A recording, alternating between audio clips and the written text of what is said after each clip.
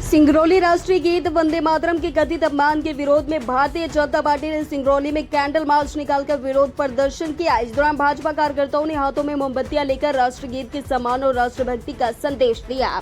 भाजपा कार्यकर्ताओं ने राष्ट्रीय गीत का अपमान नहीं सहेगा हिंदुस्तान जैसे नारों के साथ अपना विरोध दर्ज कराया। भाजपा नेताओं ने कहा कि वंदे मातरम देश की स्वतंत्रता भावना और राष्ट्रीय गौरव का प्रतीक है। राष्ट्रीय गीत के सम्मान के साथ किसी भी प्रकार का समझौता स्वीकार नहीं किया जाएगा। कैंडल मार्च के माध्यम से भाजपा ने राष्ट्रीय गौरव, राष्ट्रीय एकता, राष्ट्रीय प्रतीकों के सम्मान का संदेश दिया। कैंडल मार्च में मध्य प्रदेश लघु उद्योग निगम के अध्यक्ष सत्येंद्र भूषण, भाजपा जिला अध्यक्ष सुंदरलाल शाह, विधायक सिंगरौली रामनिवास शाह, विधायक देवसर डॉक्टर राजेंद्र मेश्राम, जिला महामंत्री विक्रम सिंह सहित पार्टी के पदाधिकारी और बड़ी संख्या में कार्यकर्ता शामिल रहे।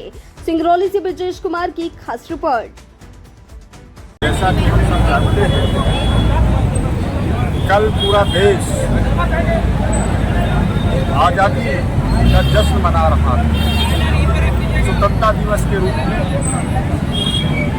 कांग्रेस पार्टी देश की बहुत पुरानी पार्टी है और उनके मुख्यालय पर राष्ट्रीय गीत वंदे मातरम का गान चल रहा है।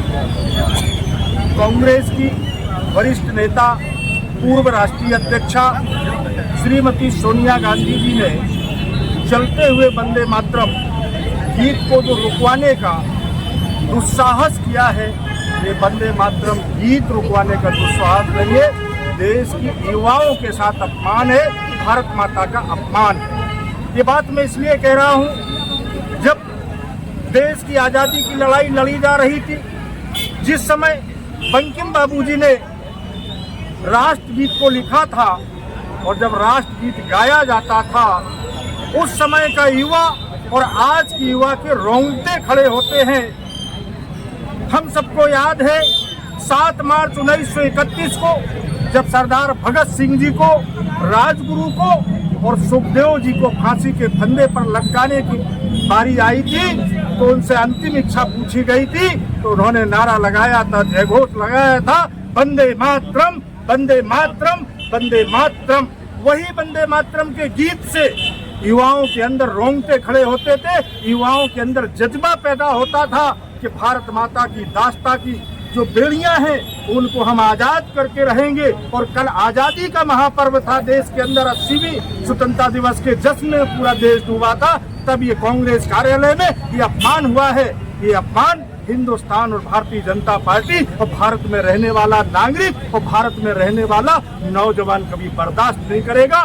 भारत के अंदर जितनी भी राजनीतिक दल हैं, जो लोग रहते हैं, हर एक को भारत माता के प्रति सम्मान, आस्था और भारत के गीत, बंकिम बाबू का लिखा हुआ गीत, जिसको वर्तमान देश के प्रधानमंत्री आदरणीय नरेंद्र मोदी जी की सरकार ने राष्ट्रगीत को पूरे सम्मान और आदर के साथ देश में गाया जाता है और गाया जाना चाहिए।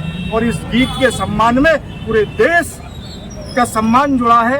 कांग्रेस पार्टी को देश की संस्कृति, संस्कार और भारतीयता और भारत के राष्ट्रगीत के साथ अपमान करने से बाज आना चाहिए, बंद करना चाहिए। भारतीयता, राष्ट्रीयता और भारतीय गीत के सम्मान में कांग्रेस को भी आगे बढ़ के आना चाहिए और श्रीमती सोनिया गांधी जी और कांग्रेस पार्टी को देश के आवाम से माफी मांगना चाहिए और बंकिम बाबू जी की आत्मा को सच्ची श्रद्धांजलि मिलेगी कि कांग्रेस पार्टी और श्रीमती सोनिया गांधी जी देश और बंकिम बाबू जी के चित्र के सामने माफी मांगे 140 करोड़ देशवासियों के सामने।